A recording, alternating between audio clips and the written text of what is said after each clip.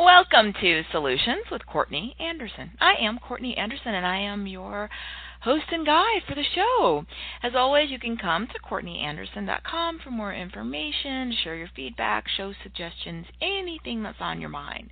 So today we have a show that is part of our Management Magicians series. Of course, our management magicians are people who go so far above and beyond the bare minimum expectations. They redefine and create magic every day in their professional endeavors as managers.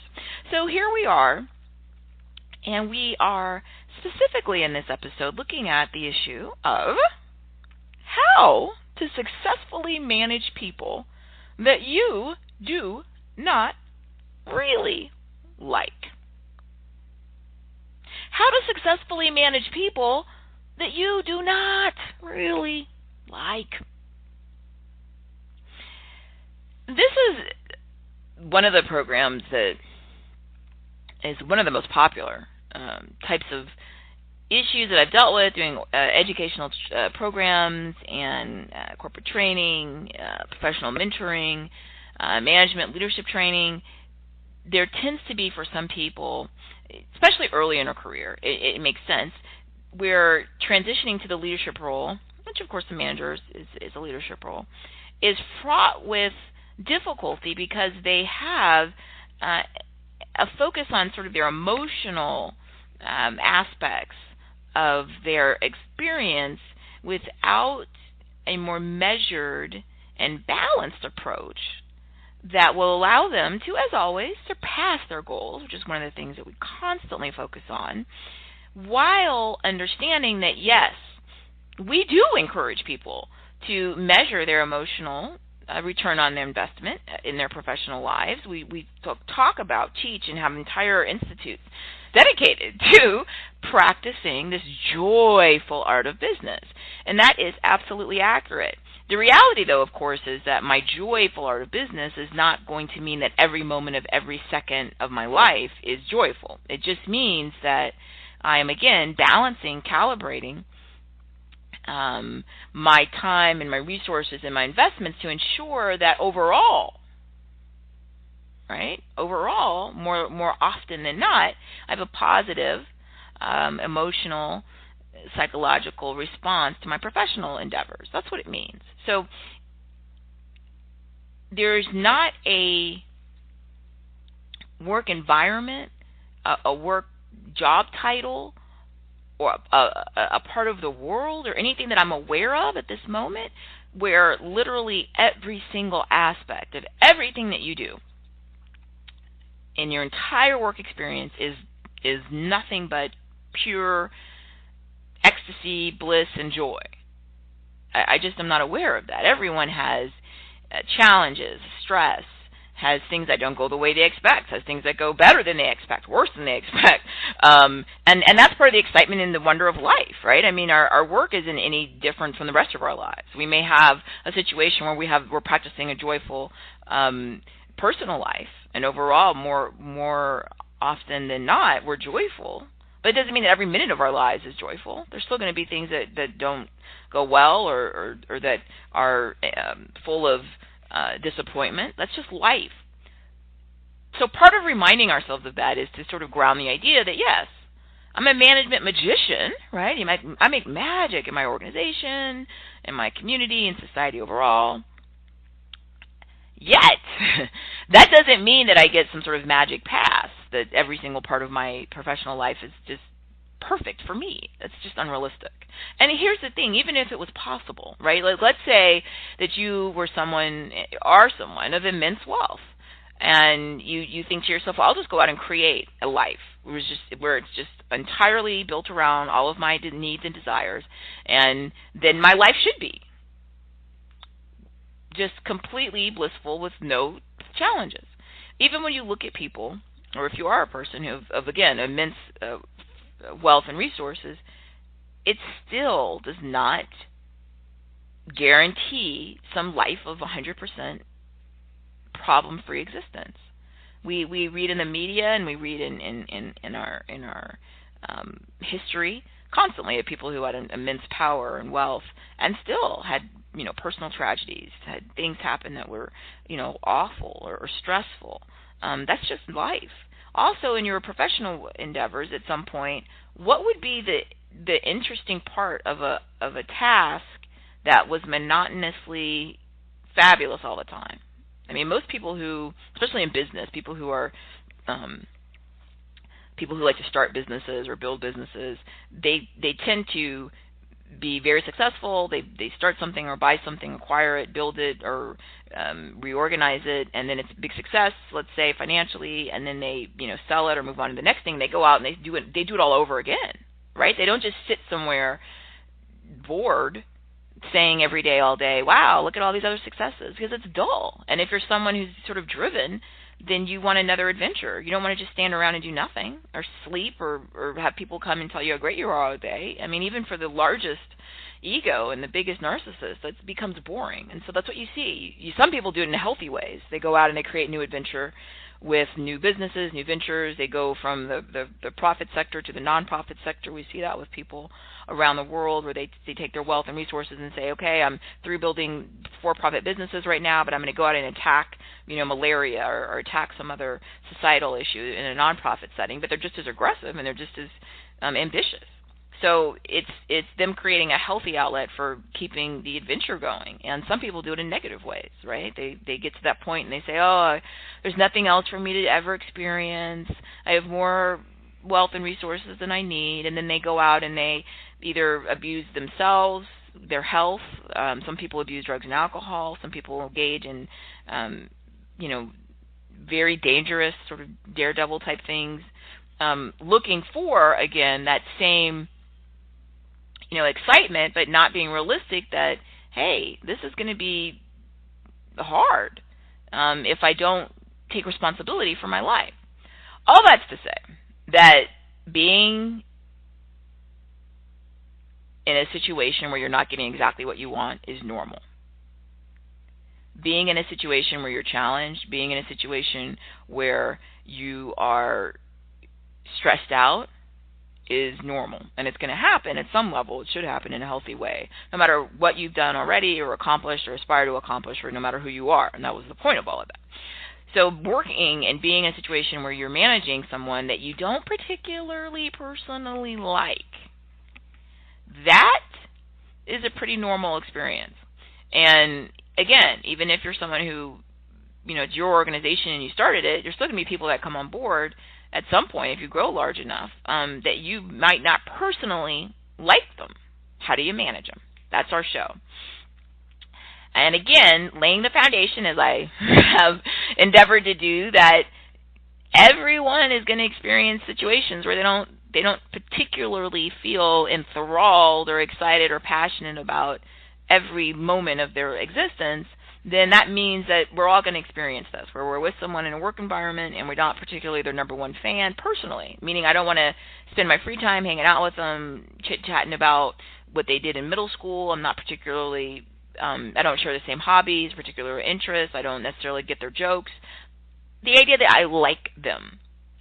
And the key, as we try to work through, again, this process, because we're management magicians, or we're aspiring management magicians, or we are veteran management magicians, we have to, again, remember and continually ground ourselves. Our life experience is our life experience, and in many ways it's uniquely our journey, but in other ways there are things that aren't unusual. And having someone that we are responsible for managing that we're not particularly personally fond of is not unusual.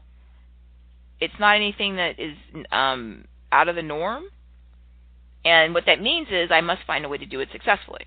Not that I'm going to find a way to avoid having people on my team that I don't particularly like, because that, of course, triggers all kinds of problems when we go out and we hire people just based on whether or not we like them in an interview.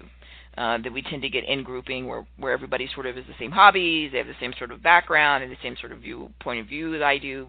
And we have a very serious issue with lack of diversity in terms of intellectual diversity, cultural diversity, all the other types of diversity, age, gender, and we tend to have then an environment where it's suffocating and we can't get new air, we can't get new ideas, we can't get innovation because we're all sitting around so similar, telling each other the same things that we all agree with. We're not growing. There's no, it's stagnant, and at some point it may even extinguish itself. So I can't operate like that. I've got to get the best, right?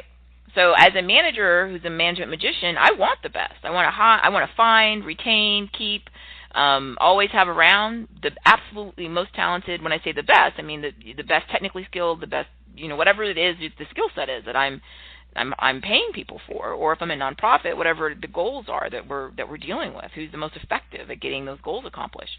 So reality is I'm going to have people I don't like and experiences I don't like, and that's just part of being alive.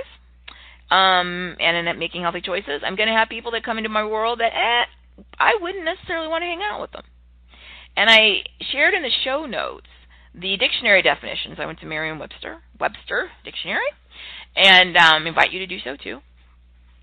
Because what do we mean by liking someone, right? What do we mean by this? And again, this is something I noted earlier that I've spent so much time on. The idea where we're not really cognizant, or we're not veteran enough managers or leaders to understand that you can't just go out and bring people who you like into your professional environment, because of all the things I just mentioned, it stifles your ability to be dynamic. And also in many instances, it's illegal in many parts of the world. You can't just make decisions based on someone being similar to you, because it's supposed to be a job and not a social event.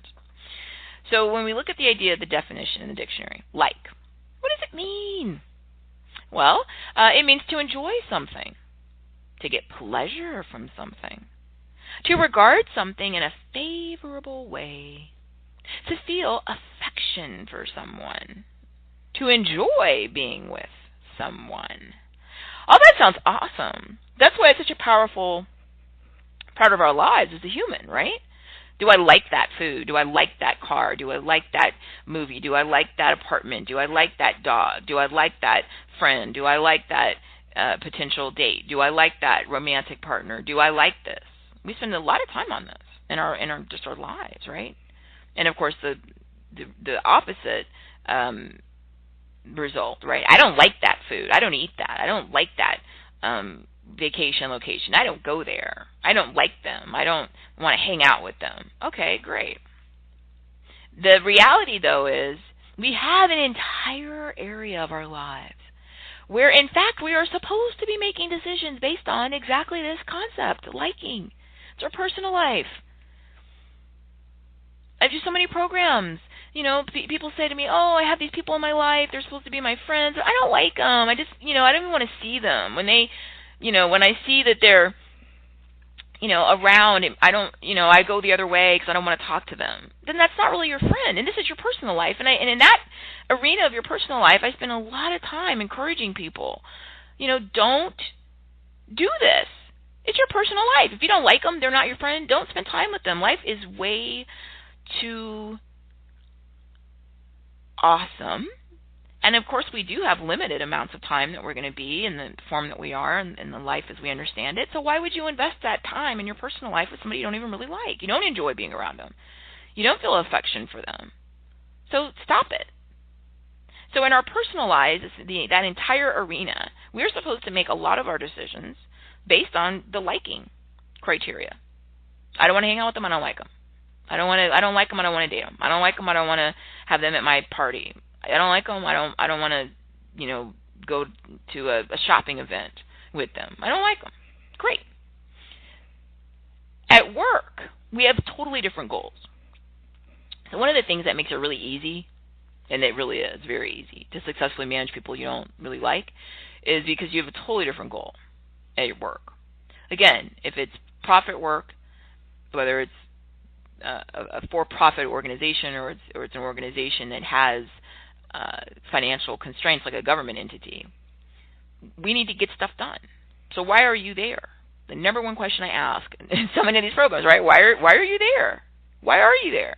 If you have any answer for why you're at your job other than I'm at my job because I want to hang out with my friends all the time, if you have any other answer, then it's very easy to successfully manage people that you don't like, because you're not there for anything that has a relationship to liking things. You have the whole rest of your life, everybody does, you and I, to go out and do what we like, eat what I like, drink what I like, hang out with who I like, watch movies I like, listen to music I like, all that good stuff, right? We have this one area where we're engaged in our professional endeavors. And in that area, we have tasks and goals. It might be that you work because you are trying to earn a living. It might be that you work because it's a means to an end, and you're thinking about your long-term career goals. It may be that you really enjoy the industry, or you really enjoy the location. It may be that it's a nonprofit, and you're incredibly passionate about the goals of the organization. I don't care what it is, but unless the number one primary reason for why you work is that you want to hang out with your friends, then every other answer makes it very easy to manage people you don't like. Now, if your true answer for why you work is you want to hang out with your friends, I'm not really sure that that's work. Again, it may be that it is an organization that you make a living off of, but if you're just going around hiring people you like, at some point you've already hurt your organization by not bringing in people based on talent. And if you continue down this path, you're going to hit even more serious consequences at some point that are going to jeopardize the viability of your organization, because you're just making decisions based on who you like. And that's a reality, whether it's family, organization, or friends or whatever, just a reality. You need to hire people who are able to perform the skills to be able to be successful long term. So, if you want to hang out with people that you like, then don't call that work. Just make that a social thing. And then you're right back in your personal life, and it totally makes sense that you're not ever having to hang around or, quote, even consider managing someone you don't like. Because if it's your social thing, the people you don't like aren't there. So, there you go. And on top of that, in a social thing, you're not managing people at all, right? You're not at work. So, at work, here it is. I have some reason other than hanging out with my friends all day. That is the motive for me being at work. That is what I need to think about. You need to reorient yourself. I know sometimes for me, I'll have a stressful day and something happens and I'll think, why am I doing this? Okay, and I need to answer that. It's not sort of just rhetorical. I mean it. I need to sit and think and listen to myself. Why am I still doing this? Or why did I start doing this? And there needs to be something that's a viable answer that more often than not does bring a joyful return on investment of my time and resources. And if not, then I stop doing it. Again, taking me out of any equation of managing someone and being in a situation where I don't like the job.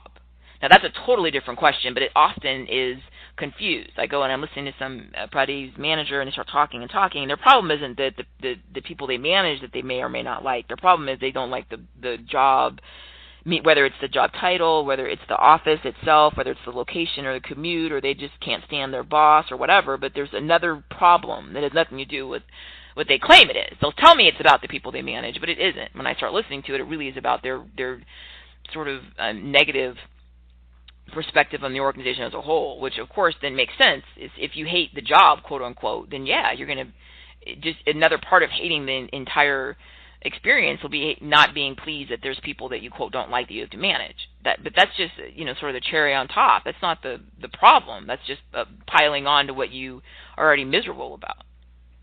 That's, again, a totally different problem. And I mentioned, you got to look at the big picture. Do you want to do this? Is there anything in this that you get out of it that's positive? If there isn't, you need to reassess. And I'm not saying, leave the job or the business or the activity right now, but I'm saying you need to sit quietly and listen to yourself and figure out what your next option is. But don't just sit there and seethe in misery about how horrible the whole thing is and then complain on top of that about the people that you manage, because they're not the problem. It's just the whole thing is something that is miserable. You have to take responsibility for that. Everything we talk about, you have to look at the outcomes you're getting. So assuming, again, that it's not a situation that your entire orientation is negative toward the entire experience of the work endeavor, but it's overall a positive, not every moment of every day, but more often than not, you'd say it's positive. I call that joy, just label it joy. And as a management magician, for some reason, more often than not, you decided to be a manager. Now, of course, we've got tons of programs, and I spent I don't know how much of my life working with people who say to me, well, I didn't decide to be a manager. They asked me, or I was promoted, or, whatever. Well, that's still a decision you made. Just because somebody asks you or somebody says, hey, this is so great, there's a promotion opportunity, you don't have to accept it. If you choose to accept it, then then that means that you made decisions and you have to take responsibility for them. It's like, analogous, somebody asked you to marry them and you say, well, I had to. I didn't have any money. I married him and I don't like him. It's, that's the same thing as telling me, well, I took a job, I didn't have any money, it was more money. Then you made that choice. And if you really want the money, and the money at some point brings you some level of joy or positive return on your emotional investment, then you need to refocus on that and recast this whole thing as a positive thing. And if it doesn't, and the money's not worth it, then you need to recast your decision, reevaluate it, and at some point, in a healthy, organized, planned way, extricate yourself from either that relationship or that job, and just that big picture. So we're assuming that none of that is the reality, that you're in a situation, an organization, in a job that overall, more often than not, is positive in your life. It does so happen, though, there are people that you manage or you're responsible for in some way that you really particularly don't really like them. They're not somebody you want to, again, spend your real time with in your personal life and listen to music together or, go on a fun, evening of bowling or whatever. They're just not somebody that you like. And it may be that there's a sense of humor. It might just be you don't like the way they dress. It might be that, they see the world so differently than you do. It might be that they see the world the same way that you do. I mean, who knows? But whatever it is, it's 100% absolutely your right not to like them. First, I want to make that really clear. I never advise people to spend time trying to teach themselves to, quote, like people. It's possible, I guess, and there are people who that's sort of their area of expertise, right, teaching you how to like people. I don't do that. It's not my area of expertise. My area of expertise is if you're telling me that you don't like somebody, I'm trying to come up with a solution of how to make that a non-issue for you to continue to be a management magician. So it's not an issue. And I sort of would look at it like, do you like every one of your neighbors in your building or your neighborhood? I would take the for most of us, the answer would be no. Not all of them. You might, like a few of them or might like some of them. I'm not asking whether or not you despise a neighbor. Not liking someone only means that you don't particularly feel affection for them. You don't particularly enjoy being with them in your personal life. That doesn't mean you respect them. It doesn't mean that you despise their existence. It doesn't mean that you hate them. It doesn't mean any of those things. It just means that, if you had to make a choice in your free time, there wouldn't be somebody that you'd want to spend time personally, getting to know better. That's all it means. What that has to do with work, and everybody except for the group that says my only reason and motive to go to work is hang out with my friends, for everybody else, the fact that you have somebody that you work with or a couple of people, it's irrelevant. It's sort of, think of it if your customers or clients, are there some of them that you might not want to hang out with personally? Most likely, yeah. That's just life. Does that have anything to do with your business or the caliber of service or product you provide for them? No. As long as they're not, abusive or someone that, is some, serious anomaly and you're comfortable having them as a client or a vendor, then their money is as good as anybody else's, right? And I encourage you to look at the management situation the same way. One of the analogies I share in so many of these types of management programs and other programs, but certainly management leadership, is the idea of looking at it, again, from inside your professional life and then outside your professional life. So when you think about you're a manager outside your professional life, often I use examples of sort of a family, right? So you've got an adult or two or more, right, who are the adults who lead the group who manage it. And then you usually will have some minors, some young people who are younger and they're not yet legally adults. And so the managers are the adults, right? And you might have, again, whatever number, 1, 2, 3, who knows. And those adults are the managers. Now, do they all really like equally every single child or grandchild or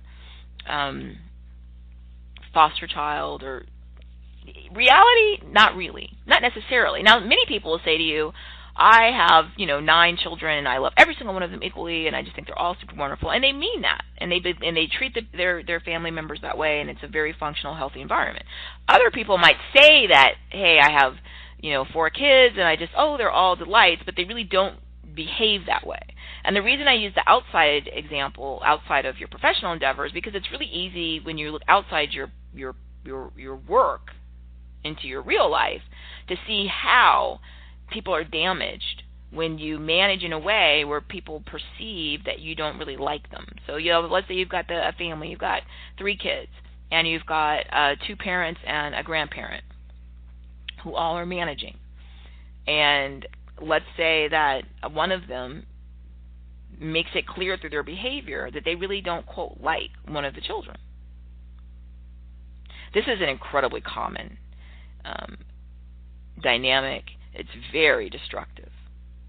So let's say that there are chores around the home that the children are supposed to do, and then one child is told, "You're my favorite. You're so special, and you do so well with your with your sports and activities that you don't have to do any chores at all."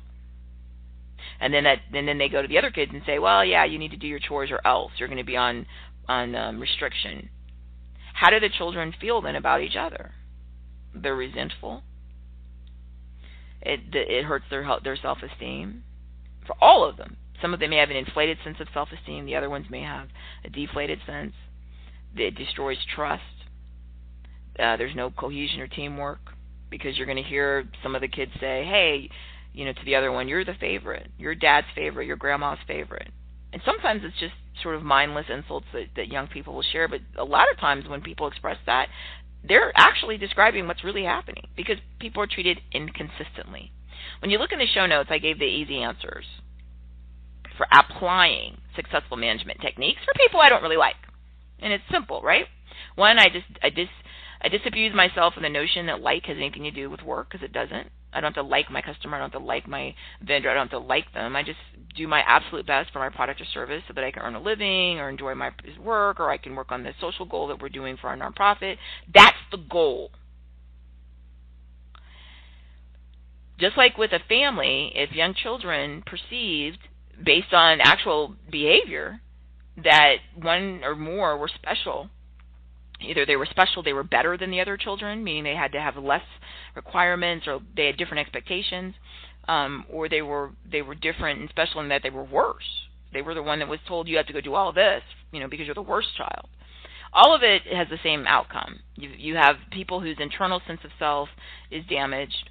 You have destruction of team cohesion. You have destruction of trust, and it's based on inconsistency.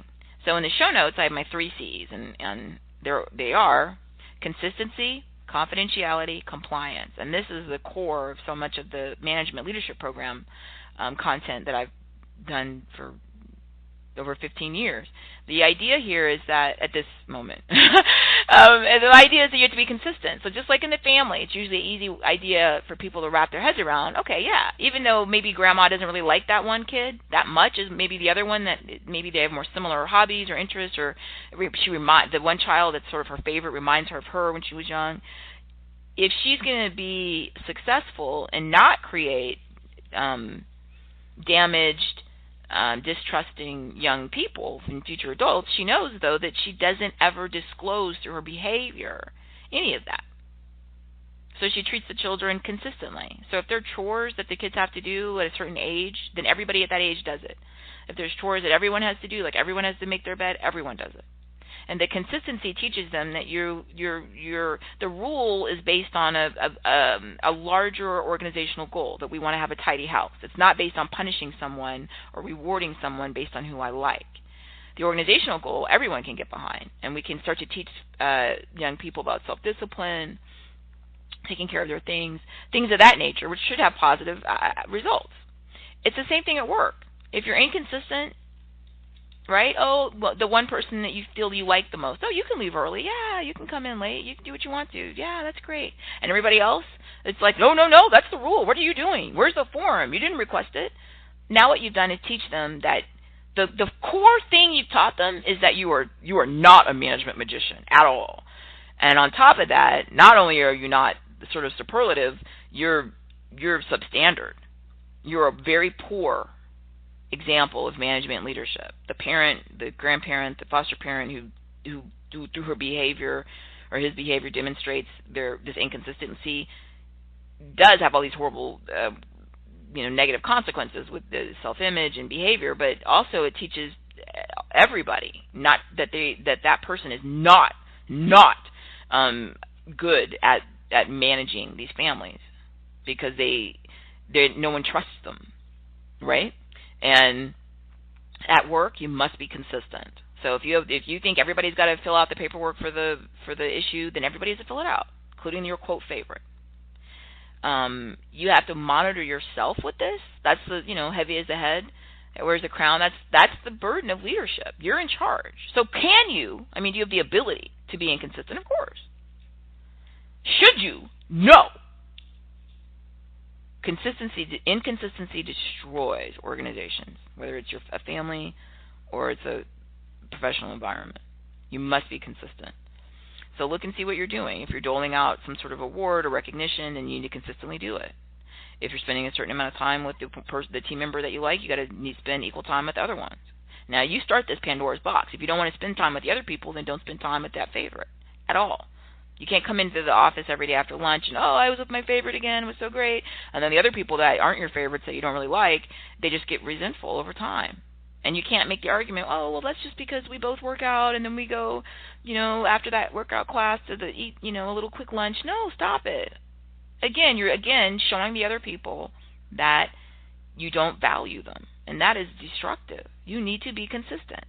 So if that means limiting sort of your expressions of how much you really, really like and affection for one or a few people, then you're going to have to restrain yourself so that everybody holistically can gain all of the wonderful skills and positive outcomes that they need. Your time for indulging yourself and who you want to be around, right, who you have affection for, who you enjoy, that's after work. And ideally, all the programs I do, it's not with anybody that you work with. It's with the people, in your personal life. And if in your personal life you're saying, but I got 3 kids and one of them I really can't stand, I don't want to spend time with them, then you're in the same boat with your kids. Then you need to allocate equal time to all the 3 kids. But if you're looking to spend time with someone you like, that needs to be your adult friend that you go bowling with or go to dinner with or whatever. That's who you need to go be picky about and do everything based on who you like and don't like. But you cannot do it with organizations. And if you choose to be a leader, manager at work, outside of work, then you have to take on the responsibility to do it successfully. Consistency, confidentiality, that's where you don't talk about or gossip about one person to another person. And compliance. At work, you're in compliance with all the laws and policies I mentioned earlier, right? If the rule is they have to fill the form out, then everybody's got to fill the form out. The rule is then you get to telecommute 2 days a week, then everybody gets to telecommute 2 days a week. You can't start doling it out based on who you like. You could dole it out based on some new policy you make up, based on longevity or whatever, and be consistent. Once you make the rule, everybody in that category gets treated the same way. At home, it's the same thing. Consistency, confidentiality. You don't go to one family member and start talking about how horrible the other family member is, and compliance. You make the rules at your home, and then that means then you've got to follow them for everybody. And, of course, we should all follow at all times, whatever laws apply in our society.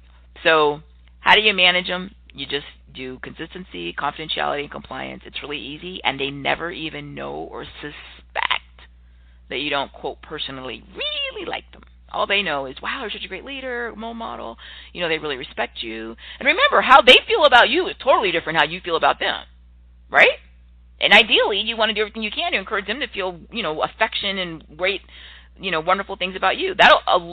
You will go a long way toward making that happen by engaging in the consistency, confidentiality, and compliance. It makes life so easy. Management is so easy when you set up the framework the correct way. If you don't set the framework up the correct way and your behavior is contrary to these foundational principles, then you're not going to successfully manage the people you don't like, but you're not even successfully managing the people you love. You claim that you're your favorite. You're not successfully managing anybody at all, ever. And I'm just being as pragmatic and as assertive and clear as I always am. You must stop. Your behavior must conform to the 3 C's. You do that, it's easy to manage all of your team members. And over time, they have such affection for you because they feel like they're respected and treated well, and that you don't tolerate behavior that's inconsistent with the stated expectations. They'll tend to work harder and be more consistent, and your life gets very easy because they manage themselves. The beauty of a well-structured system and consistent behavior. I thank you so much for joining me as always. You can come to CourtneyAnderson.com for any feedback, questions, or concerns, and continue to be a management magician or aspiring management magician or even retired veteran management magician. You make a huge difference in your organization in the lives of other people, and keep it up. Thank you.